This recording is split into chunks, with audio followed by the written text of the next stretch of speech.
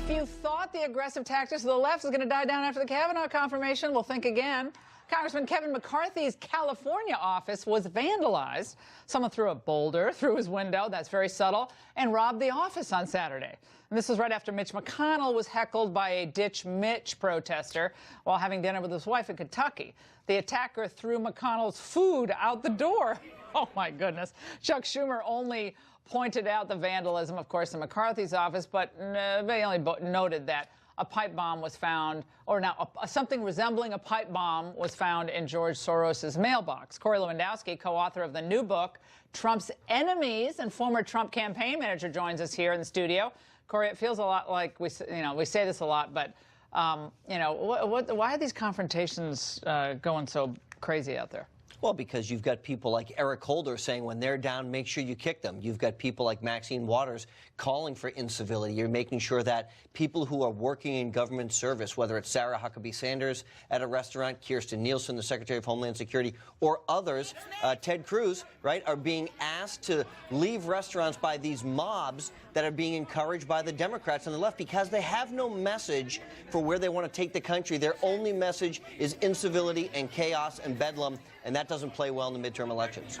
In Morning Joe, that's what my name for them is, they were on today basically saying whatever was found in the mailbox is Trump's fault. Let's watch.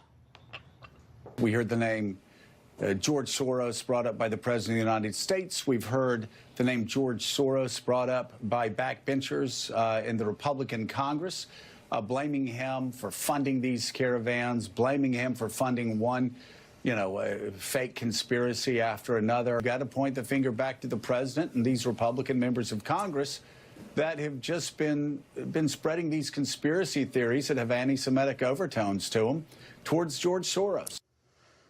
I don't even know if George Soros is Jewish. I have no idea. But, I mean, the idea that this president with the closest relationship, I said this earlier, with Israel, Jared, Ivanka, like, I don't get that line of argument at all, but that's where they are. He literally has a daughter that's Jewish. I would not call that anti-Semitic. I mean, you can't become more the antithesis of anti-Semitic when your own daughter Let's ask Bibi Netanyahu. And your grandchildren are Jewish, by the way. But on top of that, right, what Joe doesn't want to talk about, what the left doesn't want to talk about, is the guest you had on earlier tonight, Steve Scalise, a man who was actually assaulted, attacked, almost murdered in cold blood by a man who was a Bernie Sanders supporter, a self-proclaimed Bernie Sanders socialist who wants to go and kill Republicans. That is what the real crimes are. That's what the left is perpetrating here. But the mainstream media, that doesn't fit their narrative. All right, Corey, just because we love you, this is the montage the media was running with today about you and John Kelly.